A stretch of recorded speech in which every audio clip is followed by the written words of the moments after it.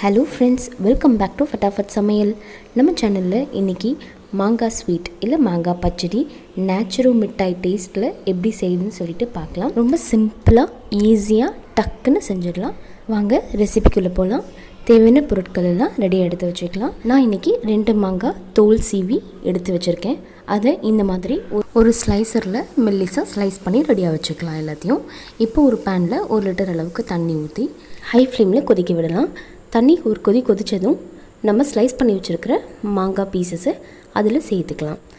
சேர்த்துட்டு கூடவே கொஞ்சமாக ஒரு சிட்டிகை அளவுக்கு மஞ்சள் பொடியும் தேவையான அளவு கொஞ்சமாக உப்பு சேர்த்து நல்லா மிக்ஸ் பண்ணி விட்டுக்கலாம்.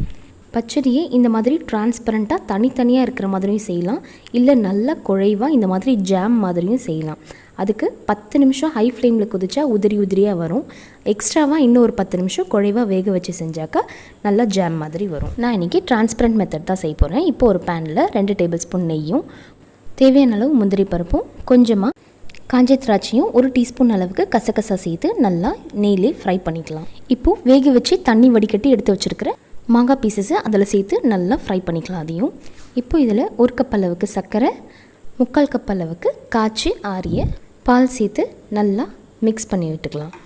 மீடியம் ஃப்ளேமில் வச்சு நல்லா வேக விடுங்க. இப்போது ஒரு மூடி போட்டு ஒரு 10 நிமிஷம் அளவுக்கு வேக விட்டு திரும்பவும் மிக்ஸ் பண்ணி விடலாம். இப்போ இதில் 1/4 டீஸ்பூன் அளவுக்கு ஏலக்காய் பொடி சேர்த்து நல்லா மிக்ஸ் பண்ணிக்கலாம். இப்போ பச்சடியில் இருக்கிற தண்ணி வத்துற அளவுக்கு நம்ம மூடி வச்சு வேக வச்சுக்கலாம். இது ஒரு 10 மினிட்ஸ் ஆகும். அவ்வளோதான், நம்மளுடைய மாங்காய் பச்சடி ரெடி ஆகிடுச்சு.